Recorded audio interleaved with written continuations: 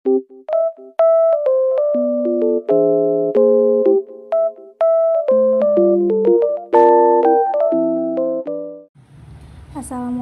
warahmatullahi wabarakatuh. Perkenalkan, nama saya Syafira Putri Fadilah. Di video pembelajaran kali ini, saya akan membahas tentang pajak penghasilan terutang orang pribadi. Oke, yang pertama di sini ada Undang-Undang Pajak Penghasilan. Definisi pajak penghasilan dapat diketahui dari pasal 1 Undang-Undang Nomor 7 Tahun 1983 tentang pajak penghasilan sebagaimana telah diubah terakhir dengan Undang-Undang Nomor 36 Tahun 2008 UU PPH. Nah, di sini ada subjek pajak berdasarkan pasal 2 ayat Undang-Undang 36 tahun 2008. Orang pribadi atau warisan yang belum terbagi sebagai satu kesatuan mengganti yang berhak. Yang kedua, badan, dan yang ketiga itu bentuk usaha tetap. Selanjutnya, di sini ada pajak penghasilan orang pribadi. Pajak penghasilan adalah pajak yang dikenakan atas penghasilan yang diterima atau diperoleh oleh orang pribadi, baik yang bersifat tetap maupun tidak tetap. Nah, penghasilan yang dikenakan pajak ini setelah dikurangi dengan biaya-biaya yang diperbolehkan, penghasilan tidak kena pajak atau PTKP, dan penghasilan yang dikecualikan. Nah, yang dimaksud biaya yang dikurangi yaitu biaya untuk mendapatkan, menagih, dan memelihara penghasilan. Lalu yang kedua, biaya operasional seperti sewa, gaji karyawan, dan biaya lain yang terkait dengan usaha.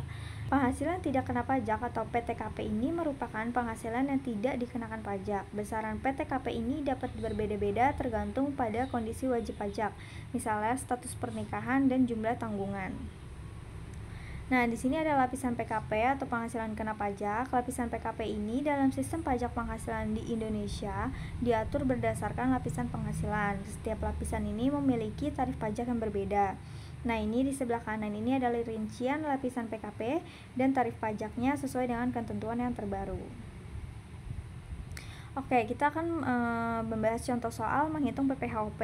Sebelum membahas contoh soal, di sini ada lapisan PKP yang sudah saya rincikan. Dari lapisan PKP 0 sampai 60 juta kita ambil di 60 juta, lalu 60 juta sampai 250 juta kita ambil nilai tengahnya yaitu 190 juta. 250 juta sampai 500 juta kita ambil nilai tengahnya 250 juta.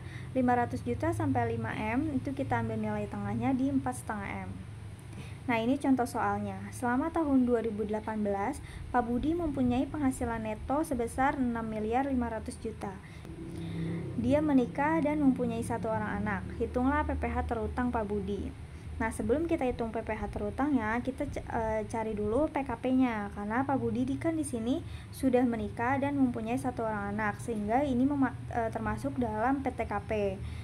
Nah, di sini ada penghasilan netonya 6.500.000.000 juta. Nah, di sini PTKP-nya yang pertama yaitu WP 54 juta, WP kawin 4,5 juta, dan tanggungan anaknya 1 itu 4,5 juta. Sehingga PTKP-nya totalnya yaitu 63 juta. Nah, 6.500.000 juta kita kurangi dengan 63 juta yaitu 6.437 juta. Ini yang akan kita hitung PPh-nya. Nah, tarifnya itu tadi kan 6.437 juta. Karena ini 6 miliar sehingga dia masuk dari 5% sampai ke 35% ini. Oke, kita hitung dari yang pertama. 60 juta dikali 5% yaitu 3 juta. Terus 190 juta dikali 15% yaitu 28.500.000. 250 juta dikali 25% yaitu 62.500.000.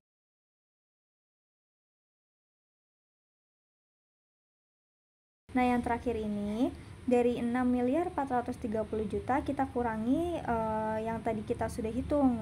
Kita kurangi dari 60 juta, 190 juta, 250 juta, dan 4,5 miliar sehingga dapat hasil 1.437 juta kita kaliin dengan 35%. Yaitu 502.950.000.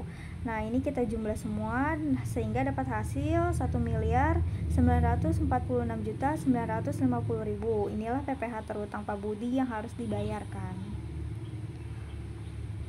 Sekian materi kali ini, semoga kalian dapat memahaminya. Kurang lebihnya mohon maaf. Terima kasih. Wassalamualaikum warahmatullahi wabarakatuh.